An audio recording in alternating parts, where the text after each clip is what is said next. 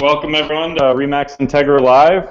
We're here for our second episode, so good morning everyone, or if you're some of the ones watching from Europe, good evening. A little later for you guys than we have here. We're going to have a great show today. Oh, you guys hear that? I just had a thing making noise on mine. So we had a great show today, so we're going to ignore that. Little screw up there at the start, so that's a good start for me. So again, I'm Andrew Fogliato. I'm training specialist here with Remax INTEGRA Ontario Atlantic. And we're going to talk to you. We've got another great host. We got co-host Michelle Hoyt, so I'll allow her to introduce herself as well. Hi everyone, I'm Michelle Hoyt with Remax INTEGRA Midwest in the U.S. I am in the area of Minnesota, Wisconsin, and Indiana. So good morning, and I'm excited about this topic because a lot of agents are asking, how do I win listing presentations? And we're really excited to bring you these agents. Great. So we got two guests today. I'm going to introduce who they are. I have it written down, their bios, so forgive me for reading while I'm on the screen. First up, we have Nathan Dart, and Nathan is a second-generation Remax owner and agent that currently ranks among the top 5 teams in the state of Maryland. He has sold over $500 million in residential real estate sales in Montgomery County, Maryland alone. Nathan's commitment to service, knowledge, and professionalism has led him to the very top of his field, earning him numerous prestigious awards and special recognition, including the Diamond Club and the Lifetime Achievement Award. A native Washingtonian, Nathan lists and sells distinctive properties throughout the Washington, D.C. metro area. Nathan resides in Gaithersburg, Maryland with his wife and 2 children and is an active participant in his community. So say hi, Nathan. Thank you, Andrew. Thank you, Michelle. Thank you, Remax INTEGRA, for having me. I appreciate it. Just coming off of Las Vegas here, so it looks like needed the weekend to shake it off, but R4 was great this year, as it always is, and thanks for having me this morning. And if someone has a referral for you, where can they send it to? They can send it to nathan@darthomes.com. That's my direct email address, as well as if you guys have any questions, please feel free to reach me there. Obviously, Twitter feed at #DartHomesTeam, or you can find me on Facebook. Not a hard guy to find. Sounds good. And then next up, we got Matt. Matt, I can also read his profile. Pulling straight from the testimonials on the website, he is the best agent ever, according to Matt's mom. He was a recipient of the Remax Rookie of the Year Award in 2008. He received the Youth Entrepreneur of the Award by the Osgood Business Association and voted by Ottawa's service industry as Ottawa's favorite real estate agent in 2012 and has won multiple Remax sales awards every year he's been in the business. Matt is also involved in his community, having founded the Ottawa Clothing Drive, which collects gently used clothing for the homeless, and sat on the board of directors for Fund for a New Generation. So Matt, if someone wanted to send you a referral, what's the best way to do that? Well, the best way to get a hold of me is probably just check out my website, and you can visit the contact form there, or shoot me an email from the website as well. So. Sounds good. So why don't we jump right into the questions. Today's topic is secrets to a great listing presentation. If you have any questions you want answered live on air, use the hashtag RILive on Twitter, and we'll be monitoring that as we go. So, Michelle, you want to get started with the first question? Absolutely. So the question for both of you is, what would you say is your main source of listing appointments? Is it, you can break it down by cold calling? Is it from online lead generation? If you could each walk us through what some of your main sources are for those appointments. Why don't we start with you, Nathan? All right, great. Yeah, there's no question. The main source of where my leads come from is my past clients. Over 70% of my business does come from my past clients. So that, as a whole, is the bulk of my business where it comes from, especially the listing appointments. But we do have a pretty strong farming area. We've mailed to 9,000 homes. We do this twice a month, and we've been doing this now consistently. As Andrew mentioned, I'm second generation. So my father started that in 1985, and I continued on after he retired in 2007. So we've been hitting that farming area pretty hard, twice a month to these 9,000 homes. So that's a big part of it. Now, obviously, incorporating Zillow, which some of the areas of Remax INTEGRA know what that is. Canada, I know you guys don't have Zillow, but online media is also huge for us. We're starting to see more and more people come out of that, not just buyers coming through online, but also sellers as well. Excellent. Matt? Yeah, we're pretty. I'm pretty split between referrals and past clients, and then online. So I do a lot of basically inbound sales. content marketing, and so that's where I'd say a lot of my the big split comes from. So. Since both of you have mentioned referrals as your main source, what type of messaging do you send your past clients to stay in front of them? Well, consistently adding value to my past clients is huge. I follow a 27-point touch system, which I follow very closely. I've been doing that consistently, whether it be reaching out to my past clients at least 4 times a year over the phone. We host at least 4 different events throughout the year, 2 of which are more exclusive. The other 2 are pretty big events, one in the spring, one in the fall. We're getting over between 300 and 600 people showing up at the bigger events. We do our newsletter campaigns. We're doing our value ads that we throw out throughout the year. It's following a 27-point touch system. It's just keeping a constant level of communication with your past clients in your sphere, but also always adding value is critical. Great. Matt? Yeah, and that's exactly it. So for me, I do have a lot of clients on Facebook, and so just being on Facebook for me is one easy way. But it's also just reaching out, saying, hey, exactly like that. So how is the house? How is the condo? How has things been in the last year? If there's any problems and stuff like that. So I do a lot of condo sales, so even just being in the buildings, a lot of times I'll see people and kind of go from there. So. Okay. That's great.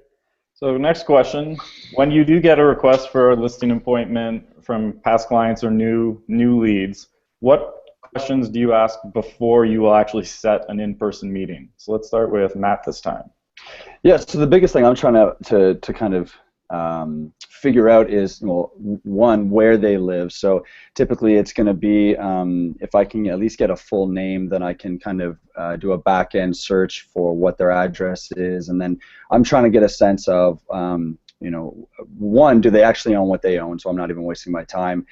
B, was it already listed, so I can kind of get a sense of it, maybe who I'm, what I'm going to be targeting in that sense. So was it already for sale for a year and it hasn't sold, and they've done some aggressive price drops, or what?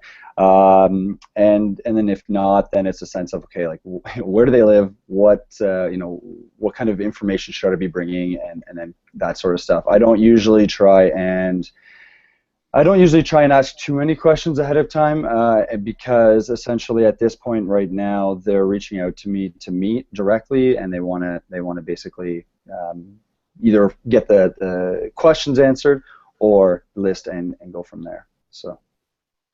Great. And how about you, Nathan? Yeah, initially, a lot of times, more times than not, I'm a team leader. It's important that these leads are responded to as soon as possible, right? And for the most part, I'm in appointments throughout the day. And these leads, as we know, it's no longer an hour that you have a chance to respond. You're out to respond to these leads within 5 minutes or less.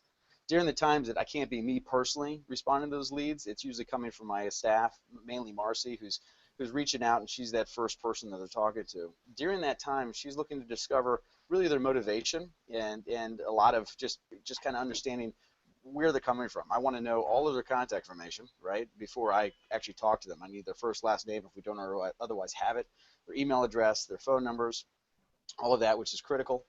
We also want to know, timing. Where does it they want to go? But, when are they looking to move? And then most importantly, why? Why is it that they're leaving, right? Discover those motivations. And then where do they hear from us? What we know is what we can't track, we can't measure, and we certainly can't improve. So I always want to know where they're coming from, because once we get all that information, collect all that data, it's then put into my CRM that when I call to then book that listing appointment, I have all of that in front of me, where I'm completely prepared to educate and to answer any questions that they may have, so we can go ahead and make a commitment to booking that listing appointment. Is there ever a situation where you would actually turn someone down for an in-person appointment? Of course, absolutely.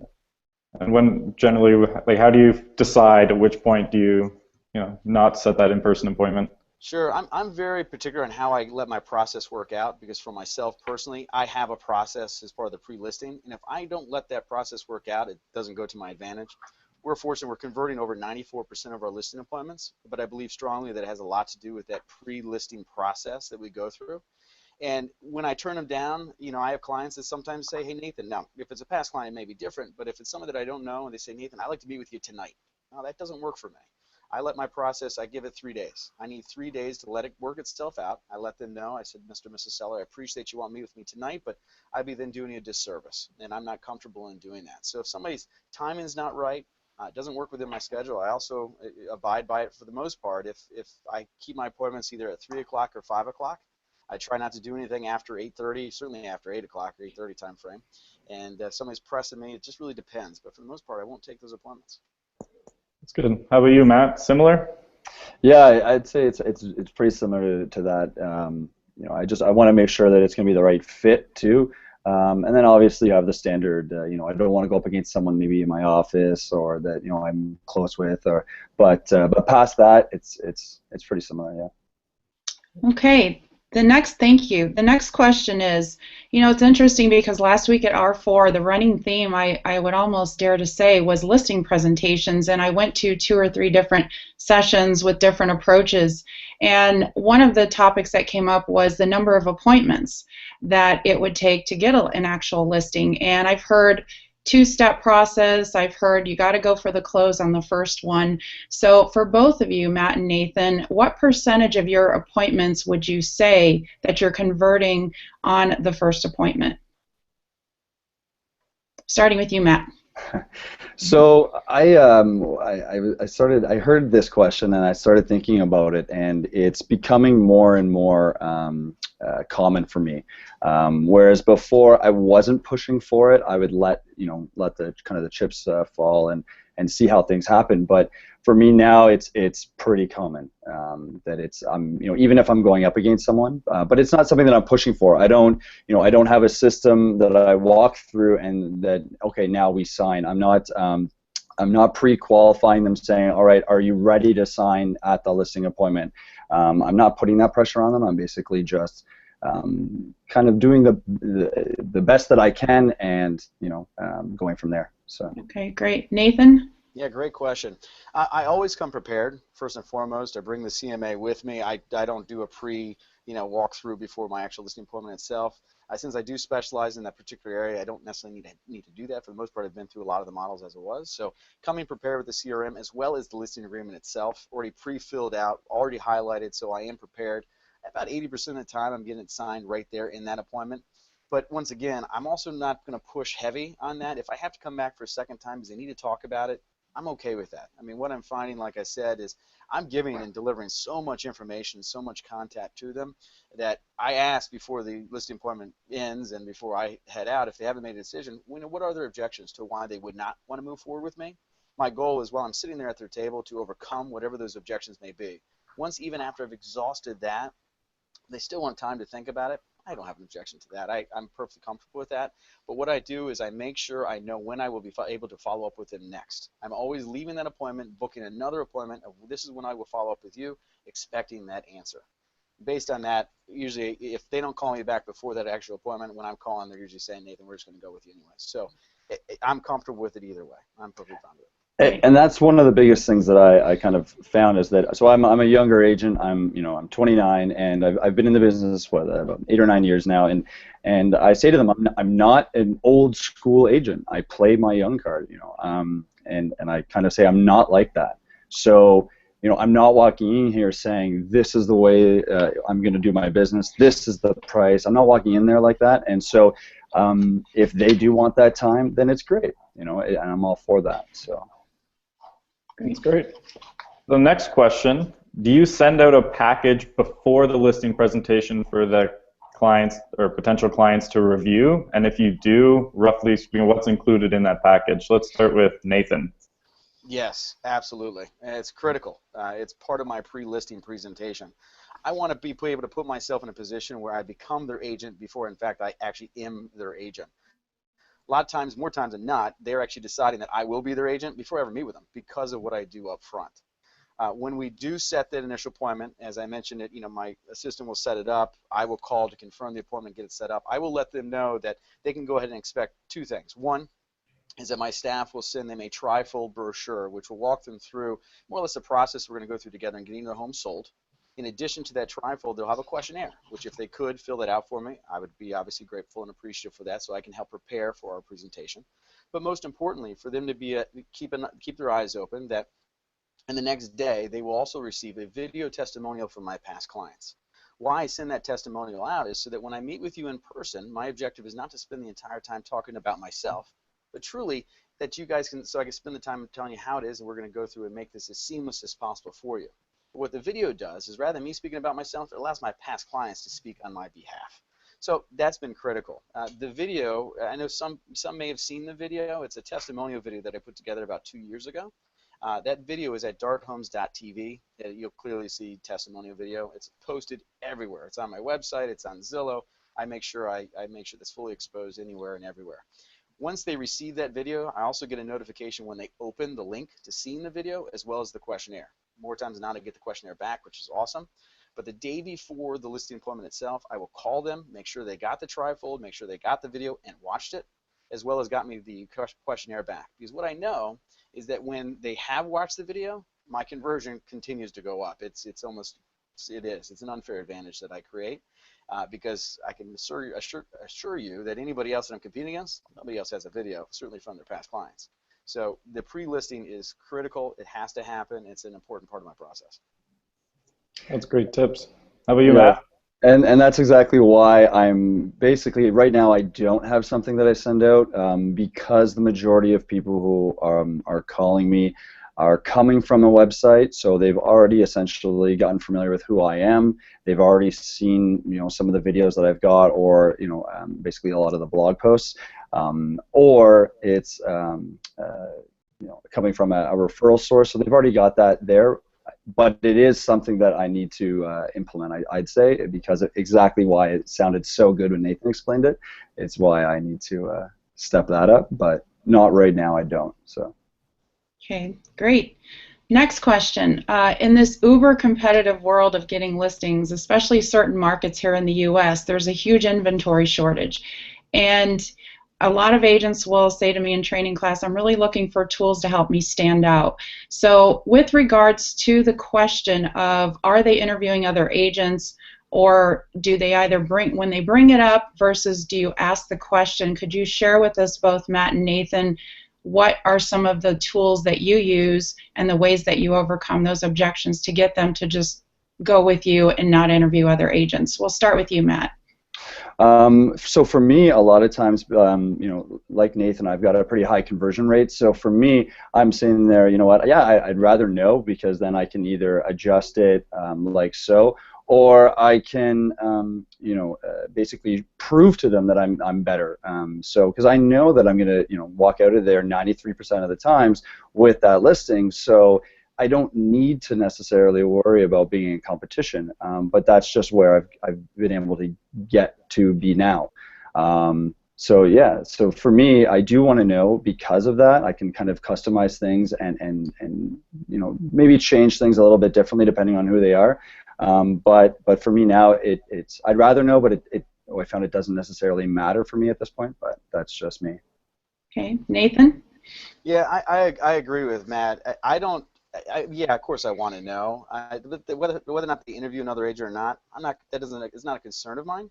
I know that I'm delivering so much value to that particular client that I'm really not overly concerned. Plus, through my presentation, all I'm doing is doing a side-by-side comparison against myself, against the average agents that are in the industry. And when I'm comparing myself against those average agents, there's no reason I'm not leaving any windows open that it really would be in a competition in a sense. When I do find out, that they are working with another agent and they wanted to interview another agent before they decided, I tell them, I said, look, guys, I appreciate that and I encourage that you do so. It's important that you as a seller get to work with an agent that you're comfortable in working with. And I tell them, I said, guys, here's your one way out of working with me, is if for whatever reason you're not comfortable working with me and I have not given you enough confidence that I'm the right agent for you, what it's going to come down to for me is that if you're more comfortable working with another agent, I'm going to be okay with that. But you're not going to be able to tell me it's because somebody's got better marketing, better communication, better experience, better conversion. You're not going to be able to tell me that. But if you're saying, bottom line, you're more comfortable working with another agent, I'll let you off. So I encourage them to meet with other people, because ultimately what they're doing is they're seeing the value that I bring to the table, and it's worked out well for us. And I'm sure that's a refreshing approach, because they're probably expecting you to go on the defense when that comes up, and I think that's great. So thank you. Well, there's a branding company. I think they were out of the States, and I don't remember the name of it now. But they actually, on their website, they list their competitors, they say, hey, check these guys out, because essentially they're not saying anything past that, but what they're not saying is that, hey, we know we're good. We've done our homework. So here, take a look at all of our competitors. And it was a huge list. So I'm not going to, as a consumer, a client, I'm not going to sit there and go through every one. But they put that out there because it's saying, listen, here's our competitors. Check them out if you want, but we're better. So it takes some guts to do that, but hey, it works. Great. Do you have that on your site, Matt? I've actually been thinking about it lately. Like, do I put some of these other agents that I respect, that I would say, hey, if you're going to interview someone, interview these guys because I know they're at least good. But I don't know. I haven't pulled the trigger on implementing that yet. So when you know you're in competition, so before you set the appointment, do you guys ever try to position yourselves as either the first agent in or the last agent in, or do you really care? How about you, Nathan? Honestly, I don't really care. I mean, ideally, I like to be the last agent, but I'm not going to press it. I'm more concerned with letting my process work itself out more than being the first or last or middle agent. It really makes no difference. I'm just, like I said, if I come to the table presenting the value that we were able to present, I'm confident there. Great. How about you, Matt? Yeah, and that's pretty, it's pretty similar, because whether you're at your first and they're hearing all of the information for the first time, or you're last and they're kind of getting bored of what you're saying, it doesn't really matter, because at the end of the day, what you're providing them and the conversation that you're having and building trust is about just being with them and gaining that trust. So for me, it doesn't matter. It's the same as Nathan. Yeah. Great. So some of the next questions are kind of more of the actual details of once you get to the house, how you're doing it. So the first one, and actually I got asked this a lot when I was selling as well, as people were asking me how I did it too. So when you get to their house, do you walk through the house first to kind of get an idea of what it's like, or do you sit down right away and start talking to them? So we'll start with you, Nathan. Yeah, no question. Well, you got to build rapport, right? So I find personally what I do is I walk in the door, I want to kind of take control of the situation. So I go straight to whether it be the kitchen table, the dining room table, honestly, whichever's cleaner at the time, and lay my stuff down and just kind of set control, I guess, in a sense. But the first questions I asked, I said, Mr. and Mrs. Seller, now I've been through these homes many times before, but what I do appreciate is everybody's always done something different to their home. If you could, Mr. and Mrs. Seller, take me through your home and show me what is it you've done differently to the home since you've been in the house. And also, as we walk through the house, could you tell me the story? I want to hear the story of this home. I want to hear what you've done here, whether you've raised your family here, was this a bachelor pad, what was this for you as the sellers? I want to hear this story, and I will explain in more detail why it is I want to hear that story. For essence of this conversation here, it's because I do a video, and I'll explain that, I'm sure, later. But I asked that to hear the story so I can implement that into the video that I'll be putting together for them. But as I walk through the house, my goal is to, ask questions. I want to revisit, when do they want to move? Where do they want to go to, and their why? I definitely have to establish that as we walk through the house. But as I'm going through the house, yes, I'm listening to them tell me when they just painted and put new carpet and new floors, which is all well and good. But more importantly, I'm looking around. I'm trying to identify, where do they go to school? How many kids do they have? What hobbies do they have? Where are they from? Because I'm trying to find that common ground so that I can build rapport with those clients. Because if I don't have rapport, they're not going to trust me, and they certainly won't like me, right? So constantly looking to do that. So the initial phase before I sit down and really start honing in on the key questions is, yes, taking that tour, but really the main reason for the tour is to understand the story and to build rapport.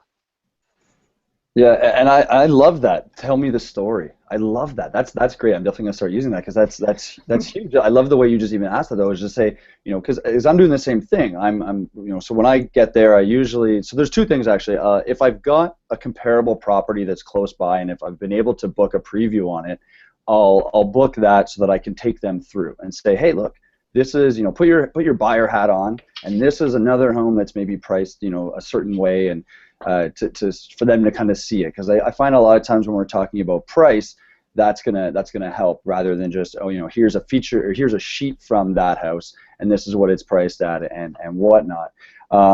So if I don't do that, then it's the next side of it is exactly what Nathan's doing. Take me through the house, and I phrase it like, walk me through the house as if I'm not in real estate and I have no idea what I'm looking at, and point out any upgrades that either the original owner did through the builder or that you've done since you've moved here. And it's exactly just trying to get them talking right off the bat about where they love and where they want to spend, where they spent their time, and then building rapport. And then it's exactly what Nathan said. I'm trying to just see stuff throughout the house and just start talking to them about it. Oh, that's a beautiful painting. I love that artist if I know what I'm talking about. Or yeah, you guys went to that school. I've got a friend that went to that school. Or, but I love that. Tell me the story of the house. That's really nice. I like that. So. Okay. Do either of you use staging services, and how do you approach that in your listing presentation? So yeah, so I do use it. They're part of my quote-unquote team, someone that I'll rely on if we need to. I include them as someone that's on the team, but that not every place might need it. Typically, what I'll do here in Ottawa is I'll pay for that first appointment for that stager if it's necessary to come in and kind of scope things out and basically sell them on staging, and if it makes sense for them, but I don't go any further past that. So. Okay, Nathan?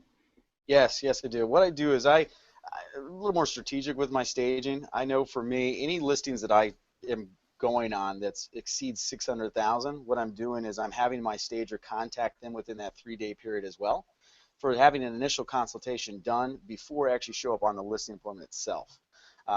So what she does is she'll go through and offer her opinion and make a good list of an assessment of what needs to be done. So I can then bring that to the listing presentation itself. So I'm fully prepared.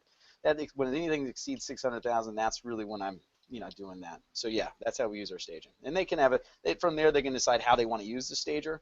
I don't know that I'm a big fan, and everybody has a different opinion on this, on the actual furniture and staging of rental furniture and properties. I don't know that I'm completely convinced behind that, but yeah, there's staging that needs to be done, whether it be different paint colors, decluttering, obviously being a major thing, but yeah, we get that done up front before the actual listing presentation. Okay. That's great. That's great. Next question. So after you've gone through and actually started, like you've gone through the house now, you're sitting down at the table, is it more of a conversation back and forth, or do you have a formal presentation that you're showing them and they're looking at it as you go through each point? We'll start with Matt this time.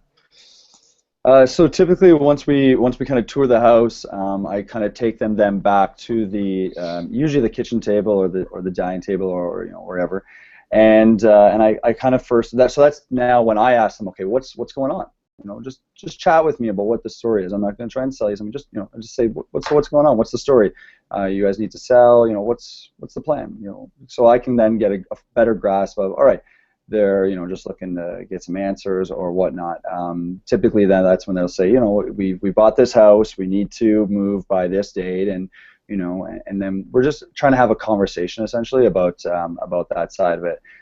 Then past that, I'll kind of start maybe talking about price, and I'll start kind of walking through some of the other places that they're already aware of, the other places usually that either for sale or that have sold. So we'll kind of walk through and start chatting about price and some of the comparable properties, and then I do have my presentation. And even if right off the bat, even if it's a close buddy or if it's a really good referral, that's all right, I don't care, like just let's sign the paperwork, I still say no, I need to go through this presentation because there's things that I need you to know about how I'm different or about how I do my work. It's essentially just setting the bar for what I want essentially the appointment to be like, but it's also for what the future with them to be like.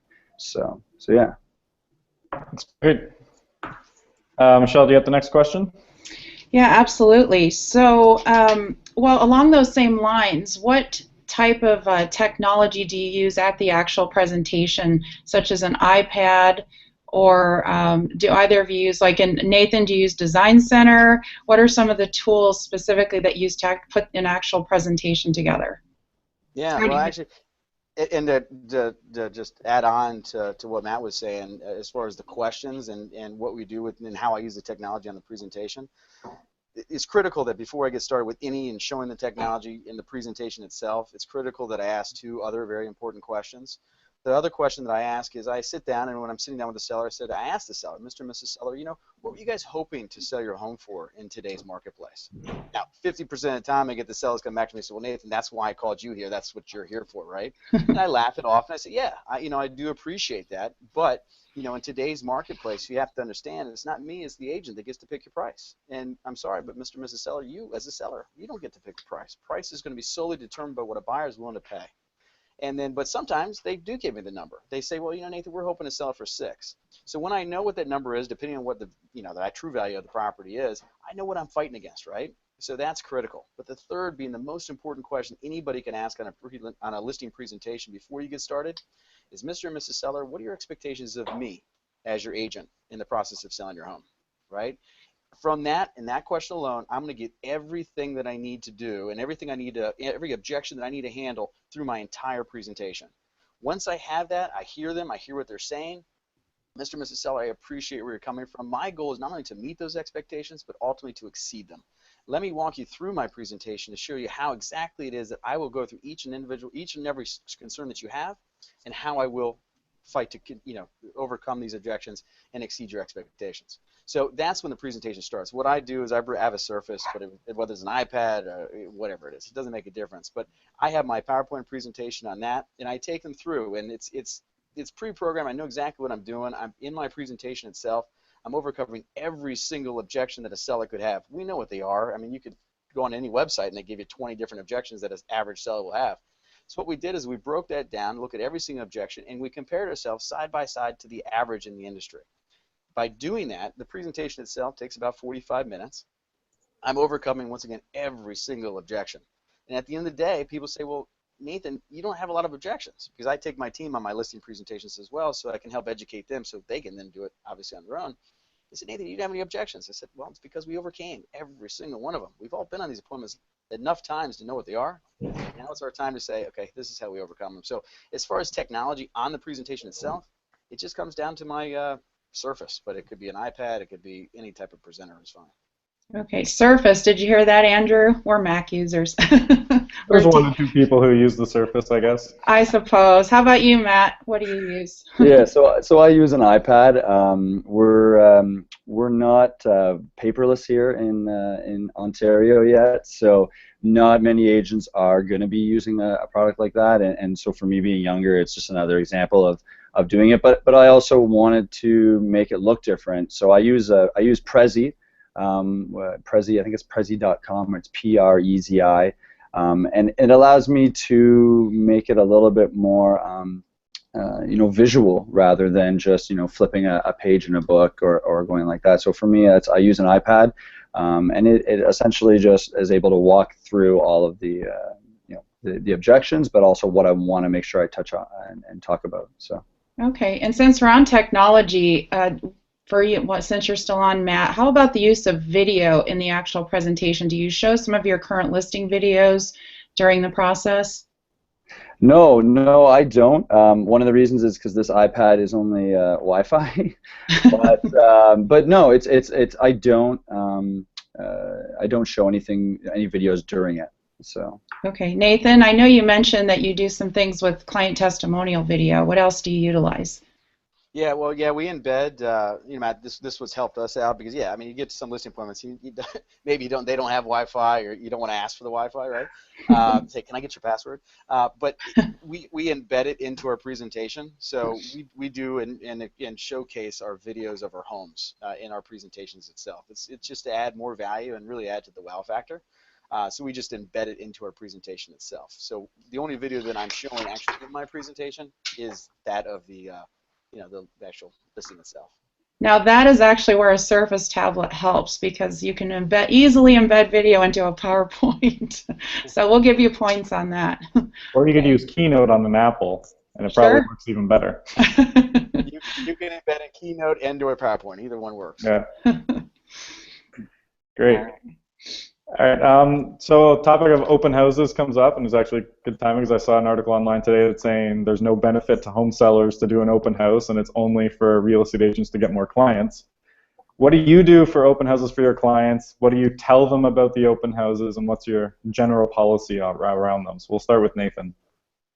Sure. I mean, look, I mean, we all know the statistics. I don't know what the latest one is, but certainly the latest one that caught my attention was it said that 1 out of 400 people that actually walk through an open house will be the buyer of that actual open house. You know, we know what that means, right? But I look at it this, and this is how I present it to my sellers. I tell them that statistic. I said, guys, it's completely up to you. My job is not to be a burden to you by any means, but truly make sure whatever it is we're doing, I'm fully exposing you into the marketplace. And how I present it is I tell my sellers I have a method to my madness. I like to go live on the MLS, whether it be on a Wednesday or a Thursday, in preparation for an open house on Sunday. I tell them the reason I use the open house is to create synergy and a buzz about the property. When we list the property, the price that we're listing it for is priced at a price point that is ultimately exposing it to as many people as possible in a competitive price point. So therefore, we're having multiple showings leading up to the open house, which in turn will generate additional showings at the open house itself. So if a buyer's already been through there on Wednesday, Thursday, Friday, Saturday, you know if there's an open house, they're going to come back for a second look on Sunday. And when they see 15, 20 different people in the house at that one given time, it's going to create a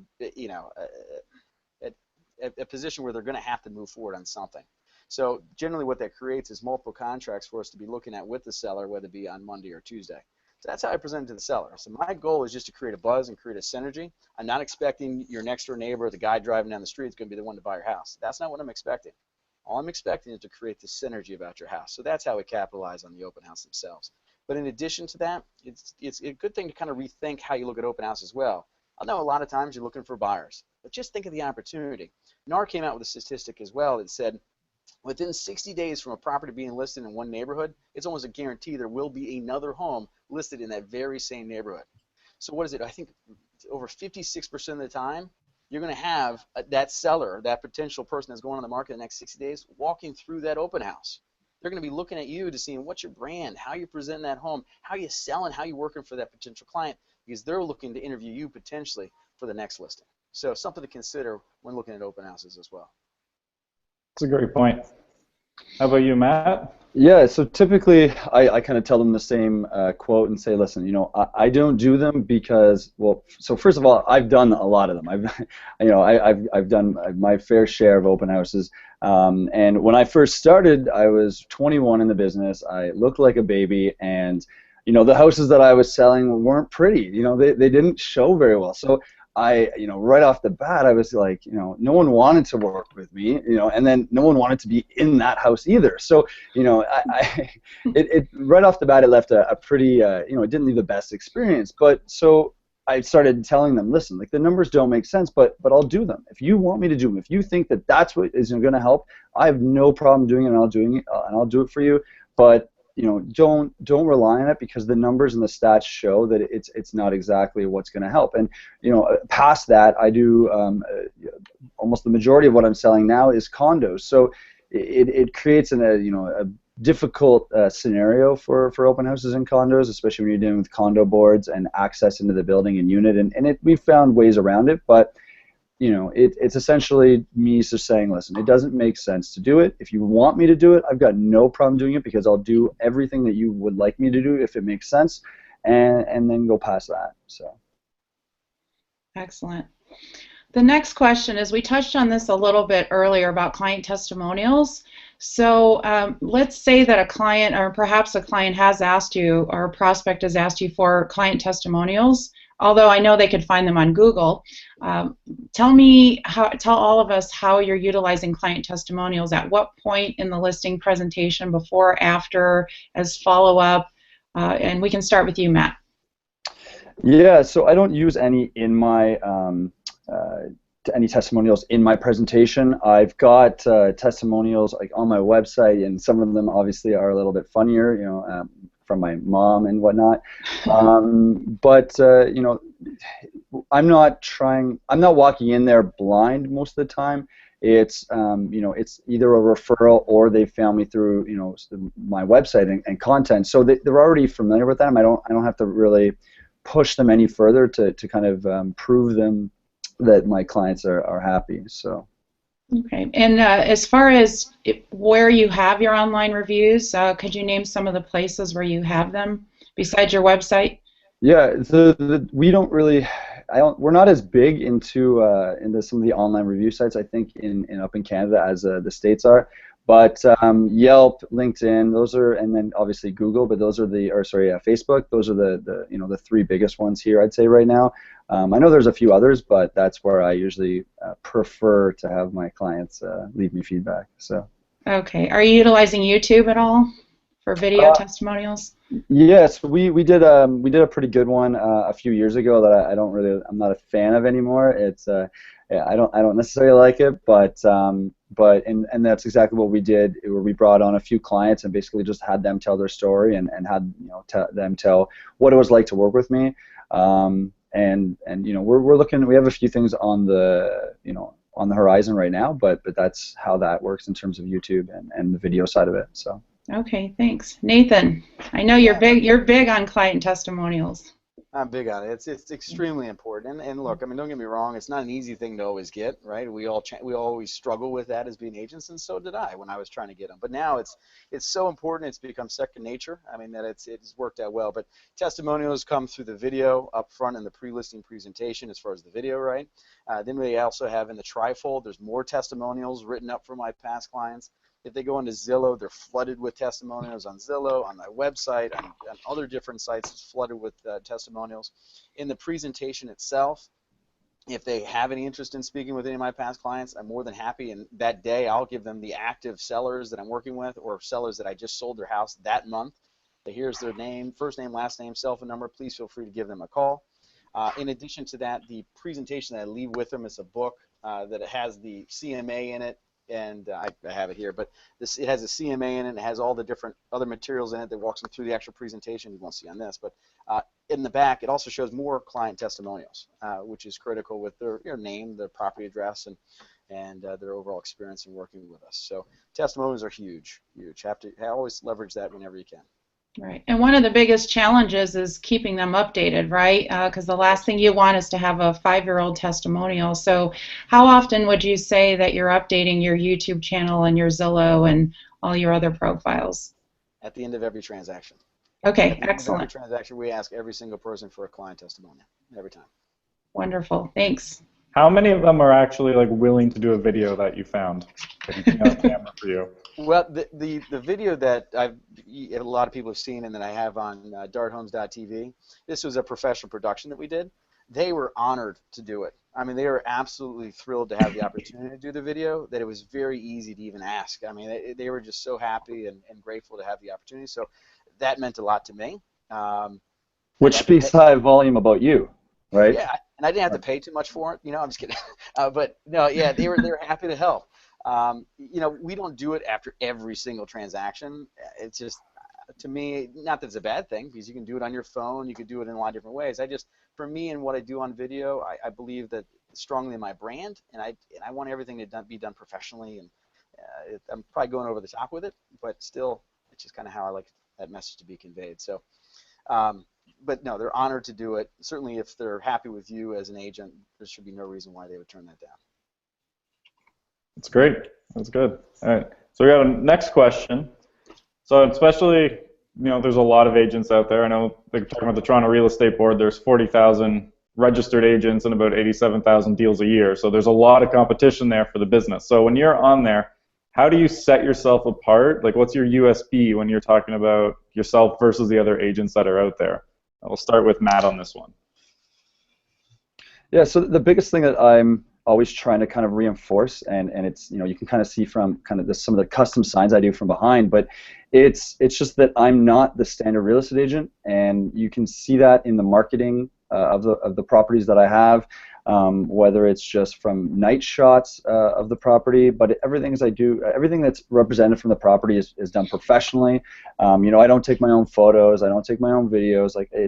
Everything's professional, and that's probably the biggest thing that I'm pushing. So there's a lot, there's obviously other parts to it in terms of just the communication with the clients and with the other agents, but the biggest thing is just how the property is marketed, and going through and saying, look, the average agents, and I'll show them on the past sales and the comparables, and even that alone is easy for me to say, look at this is what you're up against.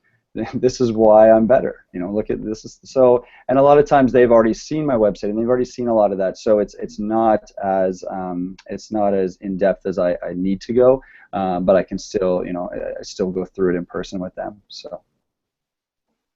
Great. And then just before you get started, Nathan, I want to just have Matt show them your signs because I like those. It's a little different than. Well, they're not Remax approved though. I don't know if I'm. I should maybe cover these up a little bit. They're you know, they're not Remax approved. But it was essentially Ian Watt out of Vancouver had posted one. This was years ago, and it was just for a property that he did. And so I liked it, and I thought, you know, at the time. It was something that I was able to do for a certain property, and I just wanted to be able to show the clients that and the way I phrase it in the listing appointment is that it's not about me. And I kind of say, you know, this is a great example of how, you know, when I sell your house, it's not about me. I'm not an agent that has my big face and my big name on your sign. I've got your house on my sign. And, you know, yes, it's a custom property sign that I do for every listing, but it's, you know, it's not about me. It's about getting your house sold. And so basically, each sign is a custom one-off for that property. You know, we have the photo of the sign, of the interior of it, with a few details, stuff that won't change. So, you know, 2-bed, 2-bath, or whatever. And then obviously a link to my site. So. We don't put price on there, you know, because obviously that either changes or, you know, we don't want to be giving too much away. But it's essentially trying to, so when someone's driving by a house or driving by a property, they can get a better sense of it and get excited. It not only helps me with the buyer side of it, but then it also helps me with the seller side, because even though my name's not massive on it, they still, you know, a seller will still see that and remember that, and it makes me stand out. So yeah, so those are the signs there. So we'll have to switch the colors at the top and the bottom there. Yeah. All right, how about you, Nathan? Sure. Well, we all know this. In the absence of value, it all comes down to price, right? We know this. So how we can differentiate ourselves from other agents is really showing the value that we provide, not only with our marketing, our exposure, and our past client experiences, which are all critical, but really doing side-by-side comparisons between myself and our competitors. You know, comparing the average days of the market. Well, I know my average day on the market is 27 days, but the average agent is at 60 days.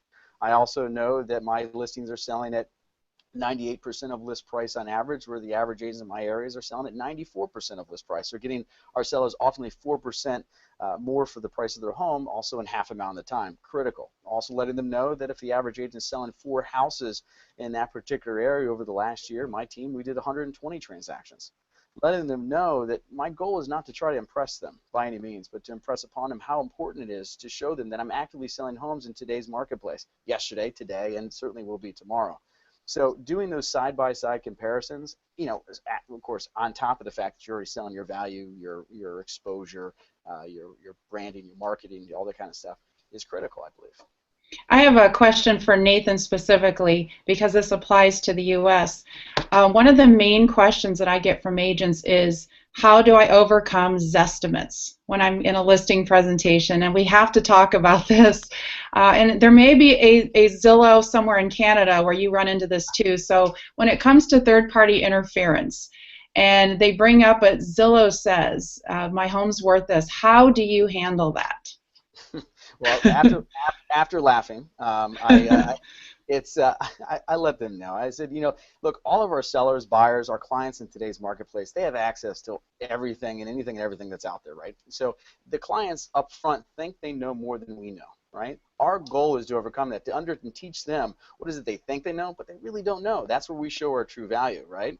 So when it comes to Zestimates, it's the same way. I say, I appreciate that your Zestimate may be X, but look, let's really understand where we are in the marketplace. And when we walk through that CMA, I let them know that a Zestimate just takes a square footage analysis of your home, does it within a certain mile radius. It doesn't really take into account what it is that you've done to your home or haven't done to your home, where I can show you right here. Excuse the ambulance or something going past my office.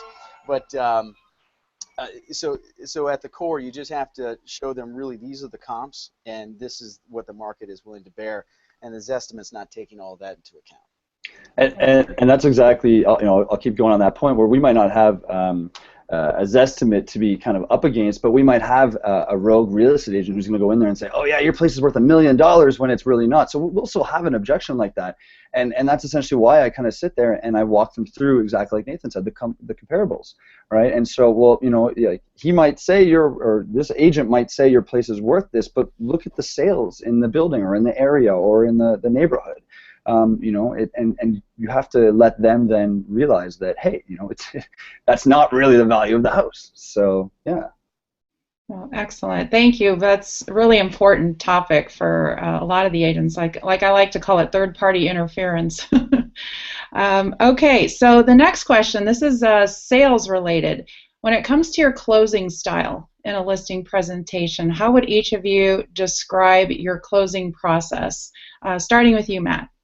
So right off the bat, I position myself as and I've kind of said this earlier. I'm not an old school agent. I'm a new school agent. So think of me more as a consultant that you've brought in to get what you need done. So so whether it's sell your house for the highest possible price, whether it's the fastest sale, whatever you decide. But I'm here to help you get to the goal.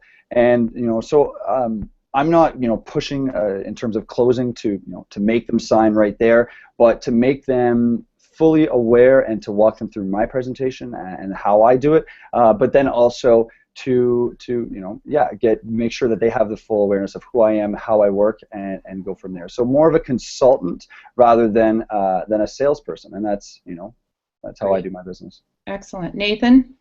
Sure. Well, it goes back to what I said before. It's after I complete the presentation, I ask if they have any questions, and after we get to the point, if they don't have any questions, I tell them, Mr. and Mrs. Seller, I have one last question for you.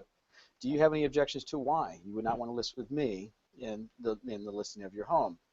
At that point, they could, tell me what those objections may be. I look to overcome them. Once again, if they don't have any objections, they don't have any further questions, well, why don't we go ahead and get started today? That's such a powerful question to ask. To say, why do you not want to work with me, or what do you have any fears of working with me, or is there, and that's, if you can ask that, it's so great, because either they'll say no and they're being honest, or they'll tell you, yeah, I think you sell too many homes, or you're too young, or you this or that, and then you can literally right on the spot to handle those. And it's such a powerful question to be asking after you've gone through your presentation, and it's worked wonders for me. So yeah. Sorry. Excellent. Great. Andrew, I see we're running down to the hour. This has been a great discussion. Yeah, so we'll run through a couple last questions, and we actually have 2 questions from the audience to cover as well. So before we get that, though, we want to talk a bit about the CMA and the actual pricing. So we'll kind of go through these a little quicker. When you're doing a CMA, do you give them a specific price, or do you give them a range? So you're between 200 and 220,000 roughly, or do you say your home is worth 220 full stop? We'll start with Nathan. Well, I go through the CMA. I don't do anything too complicated. I'm just basically going out there with a highlighter, highlighting what is it I want them to see, taking out any seller concessions so they truly know what the seller's netting. And then after we're completed with that, I put it back on them. I say, Mr. and Mrs. Seller, what range do you see yourself in? Being that if you were a buyer, what range do you see that you could actually market your property in? So I push it back on the seller. And more times than not, the seller is the one coming back to me and saying, well, I think we're probably within this range. I'd say over 90% of the time, they're dead on, if not even lower than what I would have even suggested. So it just goes back to how we get started. It says, Mr. and Mrs. Seller, I don't get to pick the price. You don't get to pick the price. The price is solely determined by what a buyer is willing to pay. What is that buyer willing to pay based on these as the comparables? So we just push it back on the seller for them to make the decision. Great. And how about you, Matt? Yeah, and for us, it's I'll walk in there with the comparables too, and like I said, I'm more of a consultant, so I'll walk through everything. But I kind of say there's 2 parts to it. There's the time side of it, and then there's the price. And you can have something sell really fast at this price roughly, or at this price. And so yeah, I'm going to do pretty similar to what Nathan's done in terms of asking them, and I'll say there is no perfect price for me to really be able to give you, because it's so dependent on what you want to do in terms of time. If you've got a place and you have to have it sold, then it's going to be on that low side, and if it's got to be on the high, if you're willing to wait, then it's got to be on the higher side. And more in that consultant role, I'm gonna work with them to come down to what the best price is. If they sit there and say, you know, like at the beginning, what price do you want? What price do you think it is? Then all right, I'll give them a range for sure. You know, you can't just nail it down because you'll you know, usually get held to that afterwards if it doesn't work out. But it's usually going to be a range, you know, and that then depends on what price point. But yeah. Great. Okay. So actually, one question that I have for you is, most of the time you end up becoming the buyer's agent for your seller as well. And I'm curious to know, how do you bring that topic up? I know you're presenting a lot in the listing presentation and they're dealing with a lot. So whether, let's say whether they're local or they're going to transfer out of town, let's say it's local starting with, at what point do you bring up how you work with them as a buyer's agent in the listing process? Because they need a new home to go to, and right? So we'll start with Nathan. Yeah, actually, that's the first. If I know that they're looking to buy it locally or what have you, right there, I just identified their why, right? So that's the first thing I'm going to cover, even before I get into the listing presentation, because no matter what, as we go through it, I want to get them excited about why it is they're making this whole process, why they're going through this, right? But where it is that they want to go, when, where, why, and then from that, always being able to revert back to that if any objections do come up in the listing presentation. I'm just reverting back to that. I've already got them excited about the process and getting started, so it makes it a lot easier pushing it through the rest of the presentation. So, yeah, I like to cover that up front. And then how do you leverage, let's say they're relocating, how do you leverage the Remax network for referrals? Sure. Well, just that. I mean, we are the #1 real estate company in the world, and I let them know that. And I said if they want to work with the most experienced agents, whether it be in Canada or wherever, I let them know that I have those resources, that I know these agents personally, and you know, I can't recommend anybody better than that of Remax. Great, thank you. Matt, how about you? Yeah, and I touch on it in the, you know, as one of the things that I need to know. But for where I am, majority of the clients either already have something, so they've already brought a pre-construction condo that they got to move into, or they're getting transferred. They're looking, you know, and I will work on getting those referrals. It's one of the things you know, like I said, it's in the listing appointment or in the listing presentation. We definitely touch on it. But it is, I'd probably say my stats of working with a seller as a seller and a buyer are probably much lower in this market, but it is something that we touch on in a listing appointment, and exactly like Nathan said, the power of the Remax brand in terms of the referrals is huge. It's so big. So, you know, we just, you know, I can't say it any better than Nathan did. So that's yeah. So excellent. Great. When you don't agree on the price with the seller, do you list it at their price? Will you walk away? Will you do it with a pre-written price change in there for like a month from now? Or how do you handle it if you just don't agree on the price with the seller? We'll start with Matt. So there's a few things that I'm going to look at. And right off the bat, I come in as a consultant. So if they're going to say, you know what, I'd rather list it a little bit on the higher side because, you know, I want to maximize the value, even though I'm sitting there telling them, listen, like, it's, you know, you are going to be sitting for long, and it's not going to, you've got to move in 30 days. So I'm gonna walk them through that and make sure that they fully understand what they're doing, because I'm a consultant. That's what my job is. But if so I will list at that point. But if I don't like maybe the client to a certain degree, or if I don't think it's going to be a good fit, then I'm just going to say, you know what, maybe you know, this might not be the right avenue to proceed down and to keep going. And you've got to know when to say no. And I'm sure Nathan's you know, is going to probably say a pretty similar thing, where you've got to be able to say no, and you've got to know when the best time to say that is. So. Great. What do you think, Nathan? Absolutely. I mean, one, after I've exhausted it, right? I mean, we've all know how to handle all the different objections, and after you continue to exhaust it, one question would be, do they have a clear why? Do they have the motivation, right? And just how far off are they? But when I do that, I mean, I won't take it. If they're unrealistic and there's no motivation, there's no why, I'm not even interested in even having really a further conversation about it. But once again, the line that I use after everything has been exhausted is, Mr. and Mrs. Seller, it's not my goal to ever disappoint you, but in this role that I have here is to protect you. And as that role, I have to be honest. And I'd rather disappoint you now with regards to the expectations of what you can get in this marketplace than to disappoint you in the future after we've been on the market for 5, 6 weeks or what have you. because my job is not to waste your time. It's not to waste my time. It's to give you truthful and honest information today that will make the best moves and make it as seamless as possible for you and your family to make the next step forward. But it really comes down to I need to know whether motivations, and if they have no motivations, then it's pretty cut and dry at that point. And so I can feel that a lot of people, they'll sit there and say exactly that. I'm not going to take it if it's too high. And I've got to a point where I touch on in my listing and presentation about communication. And I know that I've told them, listen, I'm going to touch base with you around one time a week, if not more than that. And I need to know not only how you feel, so if you're lying awake at night stressing that your place hasn't sold yet, I need to know that, just like you need to know that I'm actually doing my job and I'm actually working for you. So I kind of sit there and tell them that, and I know that I'm willing to take a little bit of a higher price listing because my communication with my sellers is going to be so good that I'm going to continue to work with them if their price isn't getting met, and if they need to reduce, then I know that I'm going to be the agent that's going to be there. So that's why, and especially in our market where we've got so much inventory, and even stuff that's priced below market's not selling, you need to I have to overemphasize the communication side, and I've got to just make sure I'm staying in contact so that if I do list a property that's over, then at least I'm not losing them as a client and not pissing them off, that we're all happy and everyone's good. So great. So Andrew, do we have time for a couple questions, or do you want to do the wrap up? I'll ask the two questions that came in, and okay. then I'll wrap it up. So the first one, when you're doing the walkthrough at the beginning, do you use audio, do you take handwritten notes, or are you just remembering what they're saying for when later on you actually, say for instance with Nathan, you're doing your story of the lifestyle marketing? To me, it's more of a conversation. So I'm not writing it down. I'm not using audio. I'm listening. I'm having a conversation. Mm-hmm.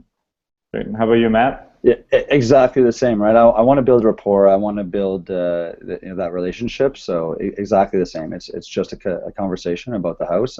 I might take notes, but I really haven't done that in a while. It's a conversation. So. Great.